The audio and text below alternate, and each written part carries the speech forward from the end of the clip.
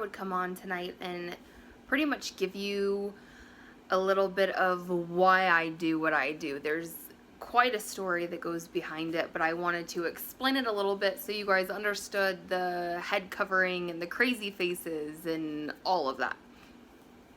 So to start out, I have to give you a little bit of a backstory. I was an extremely healthy kid. I think I had 2 ear infections, strep throat, maybe 1 or 2, maybe 3 times pushing it. I was a very, very healthy kid, never broke a bone, well, except toes and fingers. For some reason, I liked to break my toes and fingers. It was awful. And then I turned 16. I was an extremely healthy, active kid. I did track, I did basketball, I did band. I was in a traveling quartet. I did all of these things. And then one day my feet turned blue. And they turned blue, then they turned like sheet white, and then flame red. And it was like somebody had lit my legs on fire. It was awful. Mom takes me to the doctor. I'm going back and forth, back and forth, back and forth. They're like, oh, it's this. Oh, it's this. Oh, it's in your head. Favorite response from a doctor, I'm making myself do it. Did not know you could make your feet turn purple. FYI. You can, apparently. So, fast forward a few years, they diagnosed me with a hyperactive thyroid with tumors on my thyroid. So, because of my family history of thyroid cancer, they were like, well, you need to have radiation therapy. This will fix everything. You'll take a little pill every day for the rest of your life, but you'll be fine. Wrong answer. Kept coming, kept coming, kept coming. It all kept happening. So at 30 years old, 14 years later, I was diagnosed with rheumatoid arthritis and cutaneous lupus, which is lupus of the skin. So if you ever see like red, I have some on my face, red spots, kind of looks like acne. I get them all over. So then when I was 32, I was diagnosed with Hashimoto's disease, which was the hypoactive thyroid autoimmune disorder, and Graves' disease, which is the hyperactive autoimmune disorder. So I kind of got double whammied on that one. Thanks. And then they also diagnosed me with Crohn's disease, which is an autoimmune disease of the digestive tract. So rewind a little bit. In 2009, I went through radiation for my thyroid. Because of all of that, my hair started falling out. And when I say radiation, I don't mean like this much radiation over the course of 3 months. I took 9 pills every day for 3 days, to the point where I was secluded in my bedroom. Nobody could come within 15 feet of me. I could not share utensils with anybody. I had to do my laundry separate. It was a hot, crazy mess. I had 5 little babies at home. None of us were happy. Well, because my hair had started falling out, I looked into wigs, I looked into hats, I looked into scarves, I looked into all kinds of different things, but could never commit to it because to me it was an outward showing of my disorder. Everybody would know, oh, she's sick, she's sick, she's sick. I couldn't do it. I'm still me, I'm still crazy, I'm still active. I wanted to be those things. And I knew the second someone knew I was sick, it would all go downhill. So I did not head cover. I dealt with my janky thin hair and kept on trucking. In 2012, I got psoriasis on my scalp really bad, to the point where I had bald spots.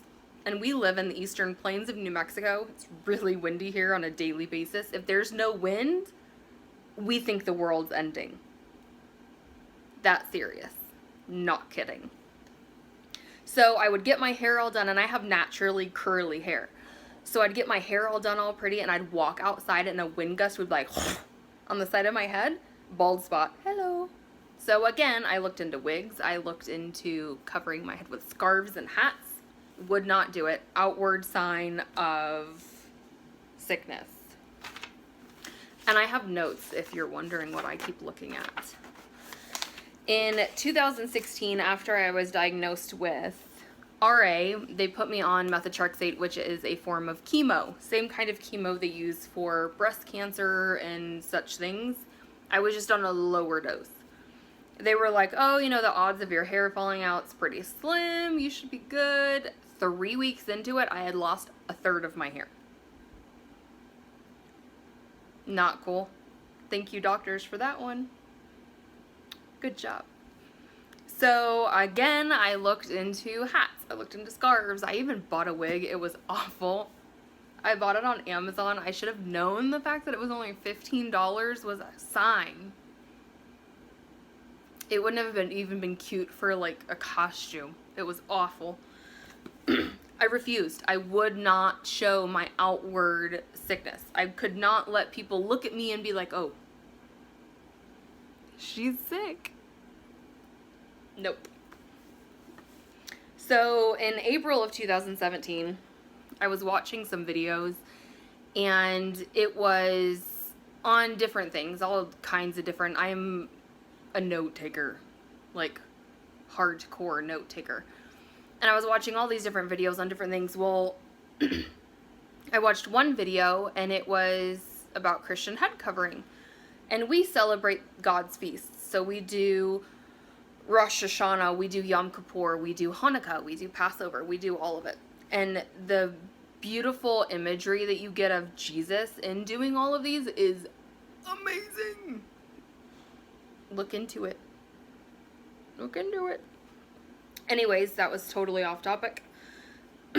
Well, I had written 3 or 4 pages of notes just on head covering. So I go out into the living room where my husband, Brent, is, and I'm like, hey, babe, you gotta hear this. So I'm telling him all about it, and I'm like, what do you think? And he's like, oh my gosh, that's amazing. And, you know, we got the whole chain of command, and my husband is military. So chain of command is like, good job.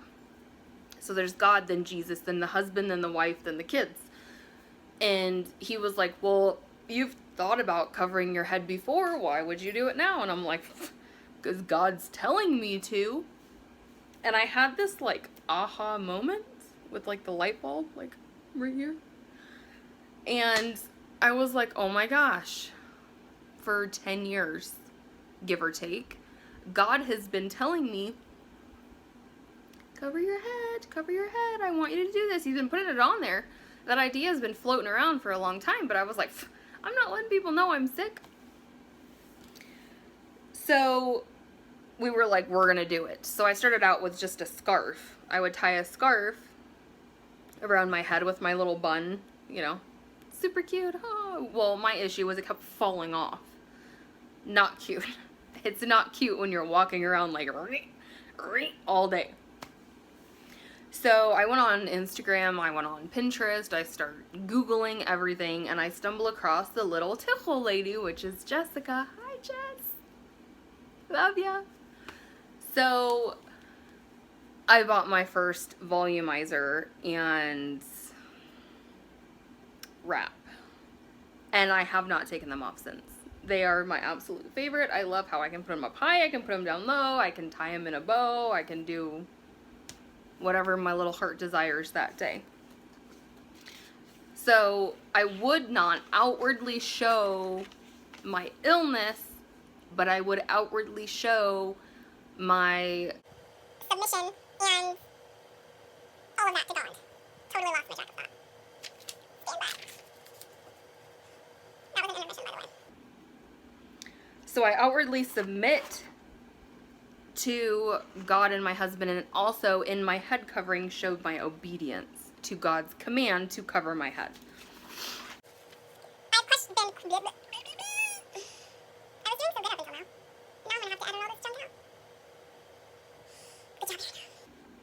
I have been questioned, doubted, accused of being legalistic, called names, including a terrorist, and slandered.